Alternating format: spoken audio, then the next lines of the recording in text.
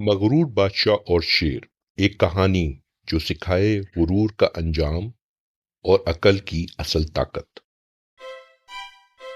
ایک دفعہ کا ذکر ہے، ایک دور دراز ریاست میں بادشاہ کامل حکومت کرتا تھا۔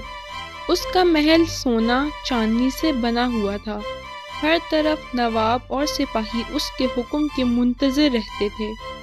لیکن ایک بات تھی جو سب جانتے تھے، بادشاہ کامل بہت ہی زیادہ مغرور تھا۔ میں دنیا کا عظیم بادشاہ ہوں، میری مثال کوئی نہیں، مجھے نہ مشورہ چاہیے نہ کسی کی کوئی بات سننی ہے، صرف میرا حکم چلنا چاہیے۔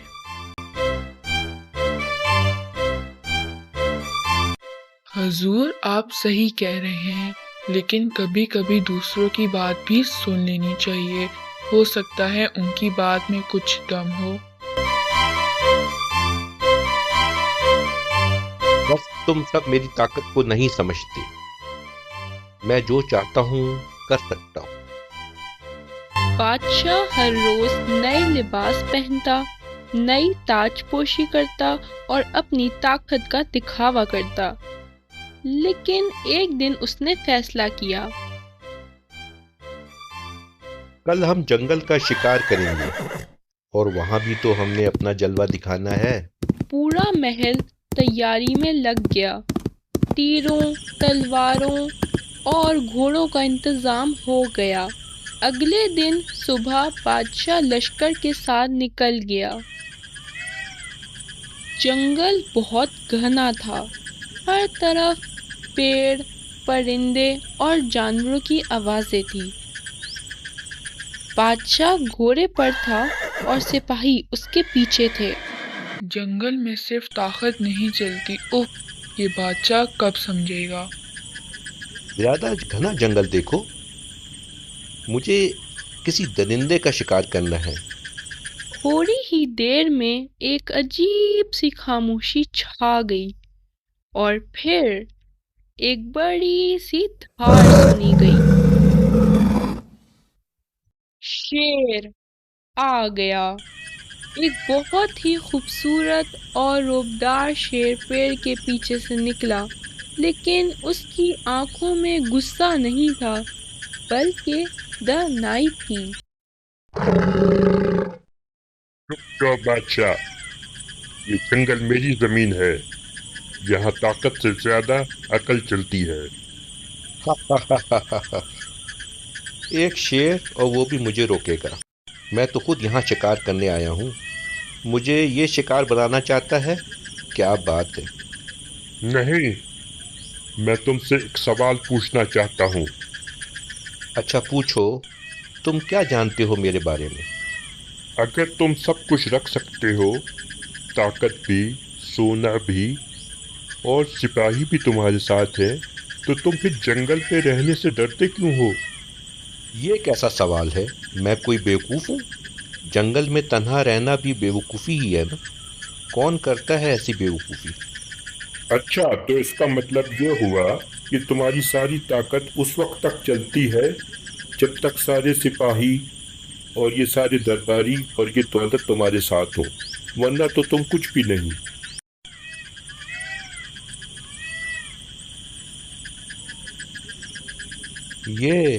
یہ تو کبھی سوچا ہی نہیں۔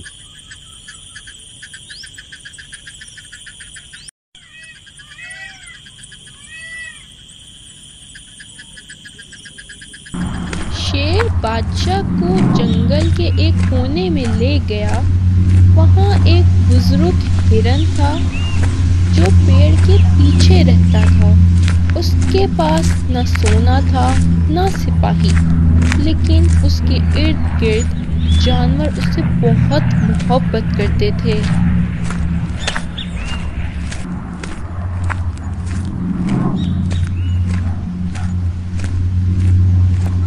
اے بادشاہ، دیکھو، اس ہرن کے پاس کچھ بھی نہیں ہے، یہ جنگل کے سب سے عزت دار جانور ہیں۔ کیوں ہے؟ میں تمہیں بتاتا ہوں، یہ اس لیے ہے کہ یہ عقل اور محبت سے لوگوں کو دل جیتتے ہیں، طاقت سے نہیں، ڈرا کے نہیں۔ میں سمجھ گیا، اصلی طاقت وہ نہیں جو لوگوں کو ڈرائے، بلکہ اصل طاقت تو وہ ہوتی ہے جو دل جیت لے۔ اس رات بادشاہ نے پہلی بار خاموشی سے سوچا۔ نہ سپاہی تھے، نہ طاقت کا گھمنڈ، صرف جنگل کی خاموشی اور شیر کے الفاظ اس کے ذہن میں گونج رہے تھے۔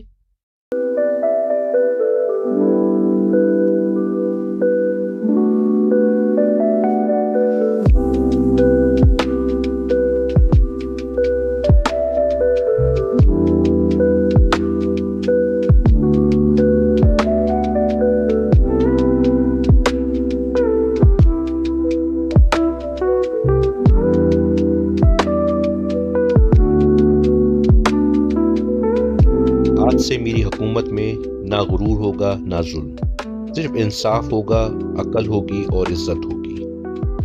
میں لوگوں کا دل جیتنا چاہتا ہوں اور دل جیت کر حکومت کروں گا، نہ کہ ان کو ڈرا کے۔ حضور، یہ تو اصلی بادشاہ والی بات کر دی آپ نے۔ اے بادشاہ، اب تم جنگل میں سب کے ساتھ رہ سکتے ہو، کیونکہ اب تم سیکھ چکے ہو کہ لوگوں کے دلوں کو کس طرح سے جیتنا ہے۔